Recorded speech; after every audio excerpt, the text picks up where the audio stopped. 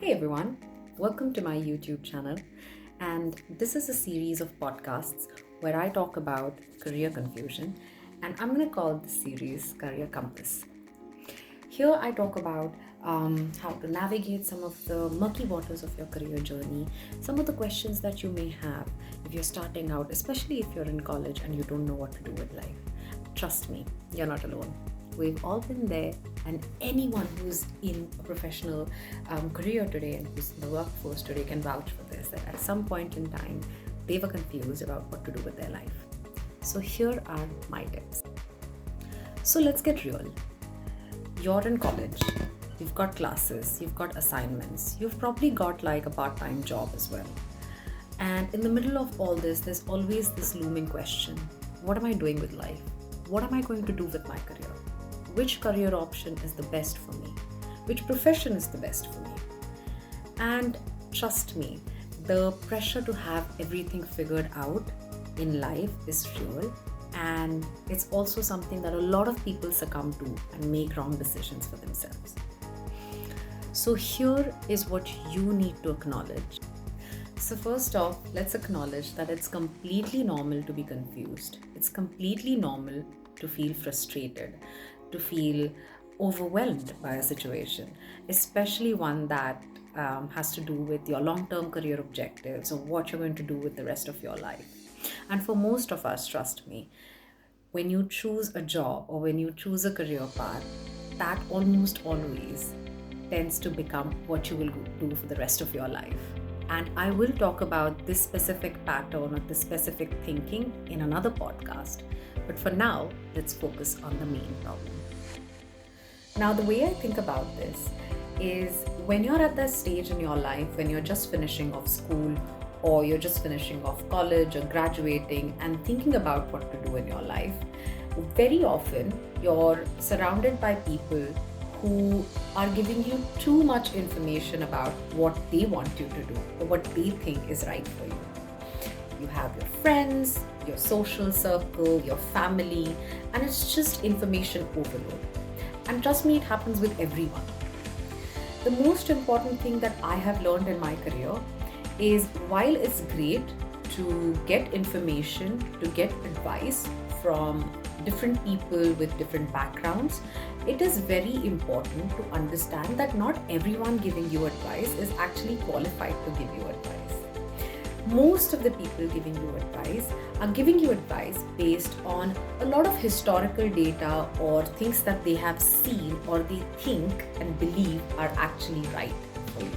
And while I acknowledge and understand that everyone that's giving you advice is coming from a place of care and coming from a place of helping you, it may not always work for you. So my first step for anyone in this position is to find yourself a mentor that you have grown admiring or grown up seeing their career. And it can be anyone in your life. It can be literally your parents, it can be your grandparents, it can be your sister or your brother, it can be a friend of yours, or it can be anyone, any distant cousin or relative that you think is really a role model and has achieved what you want to achieve in your life. And seek help, reach out.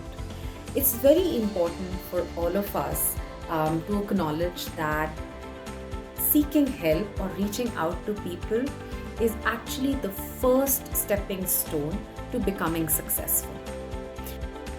The other thing that I like to often tell people who come to me for career advice is to actually find out what really interests you. Instead of doing run-of-the-mill things or going for a career that everyone is choosing, you really need to invest some time in understanding yourself.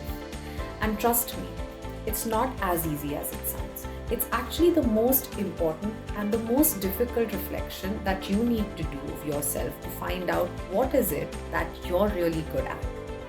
Now, obviously, this can be a chicken and egg situation where you won't really find out what you're good at unless you've tried a few different things.